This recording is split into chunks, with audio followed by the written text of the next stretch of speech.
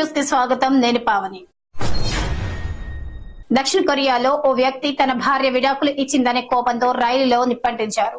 Seoul కు చెందిన van కు ఆయన భార్య విడాకులు ఇచ్చారు. ఇది తట్టుకోలేక యోయినార్ నుంచి మాపోకు వెళ్లే సబ్వే రైల్లో ఫ్యూయల్ పోసి నిప్పంటించాడు. ఆ సమయంలో రైలు సముద్ర గర్భంలో ప్రయాణిస్తోంది. అందరూ వేరే భోగిలోకి పరిగెత్తడంతో ఎవరూ మరణించలేదు. 330 మిలియన్ల ఓల నష్టానికి కారణమైన వాన్ ను పోలీసులు అదుపులోకి తీసుకున్నారు. ఫోన్ ట్యాపింగ్ కేసులో చివరకు తేలేదు గాడిద గుడ్డేనని బీజేపీ ఎంపీ రఘునందన్ రావు విమర్శించారు.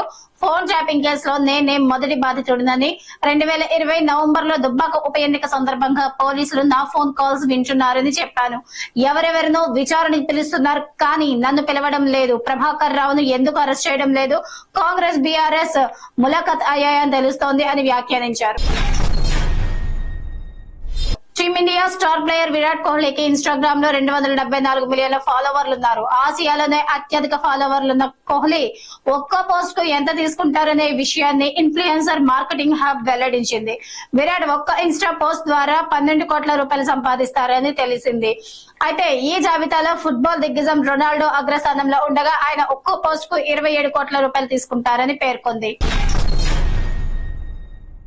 భారత రక్షణ మంత్రి Rajnath Singh Russia defence minister Andrey Belousov తో సమావేశమయ్యారు. చైనాలో Shanghai cooperation organisation defence ministers meeting సందర్భంగా ఆయనతో భేటీ అయినట్టు రాజ్నాథ్ ట్వీట్ చేశారు. భౌగోళిక రాజకీయ పరిస్థితుల్లో క్రాస్ బార్డర్ టెర్రరిజం, ఇరు దేశాల మిలిటరీ సహకారంపై చర్చించారు. S-400 systems, Sukhoi Su-30 MKL fighter jets, ఇతర ఆయుధాల సప్లై గురించి మాట్లాడారు.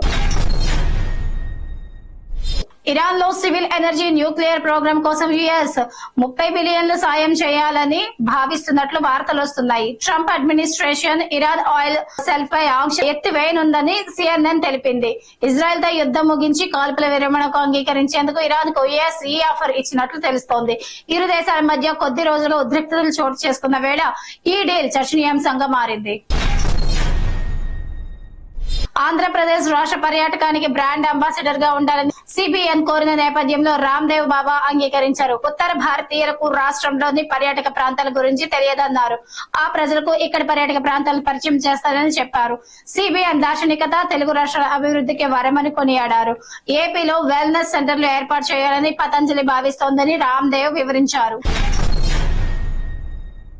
తెలంగాణలోని కోమపట్టి గ్రామ అందాలకు నెటిజన్లు మైమర్చిపోతున్నారు. చుట్టూ కొండలు, వాటి మధ్యలో అతిపెద్ద సరస్సు ఎంతో ఆకట్టుకుంటోంది.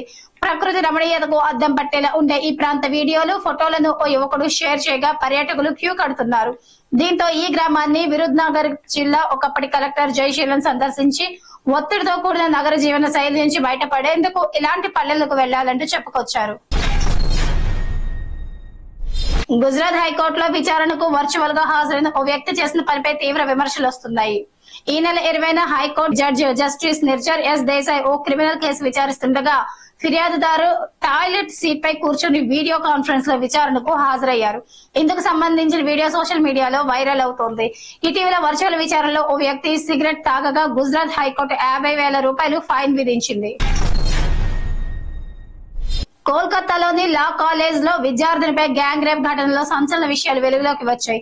ప్రధాన నిందితుడైన మోనోజిత్ మిశ్రా అధికార TMC లీడర్ పెళ్లికి నిరాకరించినందుకే తనను రేప్ చేశాడని బాధితురాలు ఫిర్యాదులో పేర్కొంది.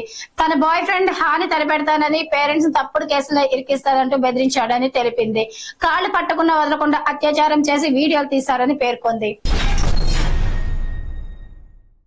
త్వరలోనే Gachibowli Kondapur multi level flyover అందుబాటులోకి రానుండటంపై మాజీ మంత్రి KTR స్పందించారు. స్ట్రాటజిక్ రోడ్ డెవలప్మెంట్ ప్రోగ్రామ్ లో భాగంగా మరో ఫ్లైఓవర్ అందుబాటులోకి వస్తుండటం సంతోషంగా, గర్వంగా ఉంది.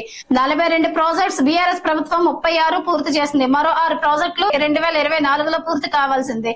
హైదరాబాద్ ల తరఫున కేసీఆర్ గారికి ధన్యవాదాలు అని ట్వీట్ చేశారు. ఇది వాళ్ళ టాప్ 10 న్యూస్. మరో టాప్ 10 న్యూస్ లో మళ్ళీ కలుద్దాం.